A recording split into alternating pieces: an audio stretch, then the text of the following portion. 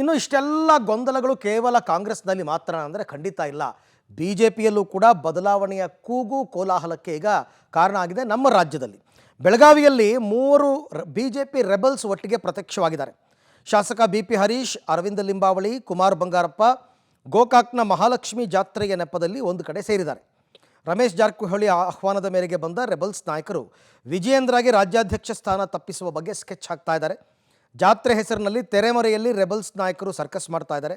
ಕಾಲ ಎಲ್ಲವನ್ನೂ ಉತ್ತರಿಸುತ್ತೆ, ಅದಕ್ಕಾಗಿ ಕಾಯ್ತಾ ಇದ್ದೀವಿ ಅಂತ ರೆಬಲ್ಸ್ ನಾಯಕ ಕುಮಾರ್ ಬಂಗಾರಪ್ಪ ಕೂಡ ಹೇಳಿಕೆಯನ್ನು ಕೊಟ್ಟಿದ್ದಾರೆ.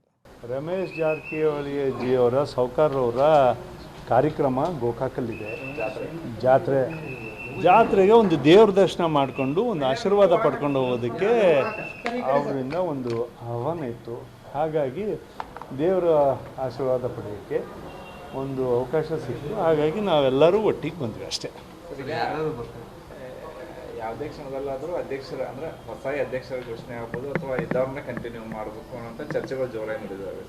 ನೀವು ಮುಂಚಿಂದನೂ ಹೇಳ್ತಾ ಇದ್ದೀರಿ ಅವ್ರು ಆಗಬಾರ್ದು ಅನ್ನುವಂಥದ್ದು ನೀವು ಬೇಡಿಕೆಯನ್ನು ಹೇಳ್ತಾ ಇದ್ದೀರಿ. ಹೈಕಮಾಂಡ್ ನಾಯಕರು ಏನು ನಿಮ್ಮ ಮನವಿಗೆ ಸ್ಪಂದಿಸ್ತಾ ಇದ್ದಾರೆ ಅಥವಾ ಪಾಸಿಟಿವ್ ರೆಸ್ಪಾನ್ಸ್ ಮಾಡ್ತಾರೆ? ಕಾಲ ಎಲ್ಲದನ್ನು ಉತ್ತರಿಸುತ್ತೆ. ಹೀಗಾಗಿ ಎಲ್ಲದು ನಿಮಗೆ ಗೊತ್ತಿದೆ ಅಂದಮೇಲೆ ಕಾಲಕ್ಕೋಸ್ಕರನೇ ಕಾಯ್ತಾ ಇದ್ದೀರಿ ನೀವು. ನಾವು ಬಿ ಜೆ ಪಿಯಲ್ಲೂ ಹಾಗೆ ಕಾಂಗ್ರೆಸ್ನಲ್ಲೂ ಹಾಗೆ ಯಾಕೋ ಇದು ಬಗೆಹರಿಯೋ ಲಕ್ಷಣಗಳು ಕಾಣ್ತಾ ಇಲ್ಲ.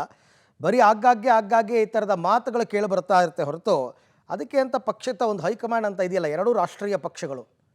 ಹಾಗಾಗಿ ಹೈಕಮಾಂಡ್ ತೀರ್ಮಾನಕ್ಕೋಸ್ಕರ ಕಾಯಬೇಕು. ಅದನ್ನೇ ಬಂಗಾರಪ್ಪ ಅವ್ರು ಹೇಳಿದ್ದು, ಕುಮಾರ್ ಬಂಗಾರಪ್ಪ.